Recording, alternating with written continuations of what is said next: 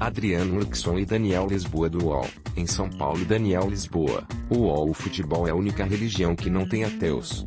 A frase do escritor uruguaio Eduardo Galeano pode soar exagerada, mas, nesta Copa do Mundo, o UOL Esporte testemunhou o quão verdadeira pode ser a afirmação. No hospital, a milhares de metros de altitude, em um inferninho para amantes da pornografia, em um encontro de surdocegos, pouco importa o contexto, a bola parece capaz de sublimar diferenças de classe, origem, saúde. Relembramos a seguir lugares curiosos onde havia uma TV ligada na Copa. Daniel Lisboa. O UOL: os cinemas de rua do centro de São Paulo entraram em decadência com a proliferação dos shopping centers, e vários deles acabaram convertidos em cinemas pornôs. São lugares onde as pessoas, quase sempre homens, pagam pouco para ficarem lá dentro do tempo que quiserem.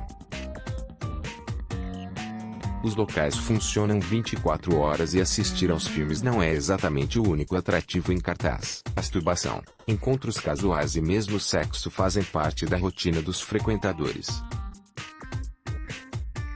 Curiosos em saber se, mesmo durante uma partida de Copa do Mundo, há quem procure esses estabelecimentos. Estivemos em um deles durante o jogo contra o México pelas oitavas de final. Ler mais: um grande acampamento de desabrigados se formou no Lago do Paissandu, no centro de São Paulo, após o desabamento do edifício Wilton Paz de Almeida na madrugada do dia 1º de maio.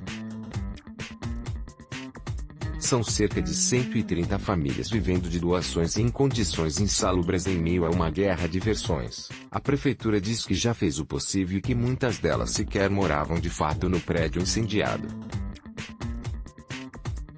Os desabrigados, claro, reclamam do pouco caso das autoridades. Mas, sim, teve Copa. E o UOL Esporte esteve no acampamento acompanhando a estreia do Brasil na competição junto com os desabrigados. Ler mais: apesar da presença significativa em SP, a comunidade africana nunca foi hipada.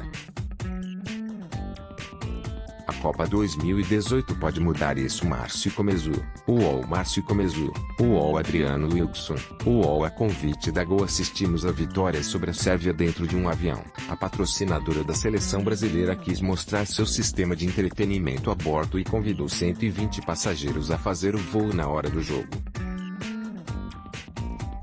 Todos viram a partida através do celular e ouviram a narração de Galvão Bueno em caixas de som instaladas no avião. Também teve cerveja à vontade e petiscos. O DJ Ronaldo, filho de Ronaldo, tocou no intervalo da partida. Depois, ele avaliou a atuação do pai como comentarista. Hoje, ele falou tudo direitinho. Ler mais: Adriano Huxon. O UOL: o fuso horário russo mexeu com os hábitos futeboleiros do Brasil. Com jogos às 11 horas da manhã, muitos tiveram que acordar cedo para começar os preparativos para a festa. Bares fizeram esquemas especiais para a transmissão das partidas. Um deles ofereceu um sistema de open bar e alguns torcedores aproveitaram, com catuaba, cerveja e vodka liberados para o jogo contra a Costa Rica. Esses caras começaram a beber desde as primeiras horas do dia e disseram sextou desde cedo. Ler mais: o UOL Esporte não poderia ter deixado de visitar um tradicional ponto de encontro de torcedores na Mooca, zona leste de São Paulo. De torcedores argentinos, no caso, mas o que encontramos no Mooca foi um pouco diferente. Vários brasileiros torcendo fanaticamente pela seleção rival durante o emocionante confronto contra a Nigéria. Ler mais: se ainda havia alguma dúvida sobre o quanto é diversificada a cidade de São Paulo, olhe para a Zona Leste. Lá encontramos até mesmo uma comunidade croata que se uniu para torcer por sua seleção na Copa. Eles viram os jogos na sede da Sociedade Amigos da Dalmácia, SADA, e fizeram muita festa após a classificação contra a Dinamarca pelas oitavas de final. Também na Zona Leste, uma comunidade de russos e descendentes acompanhou a classificação da seleção do país sede sobre a Espanha e celebrou com danças típicas, shots de vodka e pão preto com pepino. Ler mais: Daniel Lisboa. O UOL: uma das mais famosas e luxuosas boates de São Paulo também recebeu nossa visita. Seus clientes pagam R$ 150 para entrar e R$ 1.000 por um programa com uma garota. O local estava cheio durante a partida do Brasil, curiosamente com a maioria das pessoas realmente interessadas em assistir ao duelo.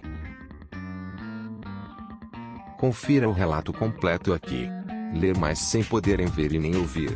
Grupos de surdocegos aproveitaram uma transmissão especial feita pelo Memorial da Inclusão e sentiram a Copa pela primeira vez. Eles se reuniram na zona oeste de São Paulo e, com a ajuda de intérpretes voluntários, acompanharam 2 jogos do Brasil, contra o México e a Bélgica.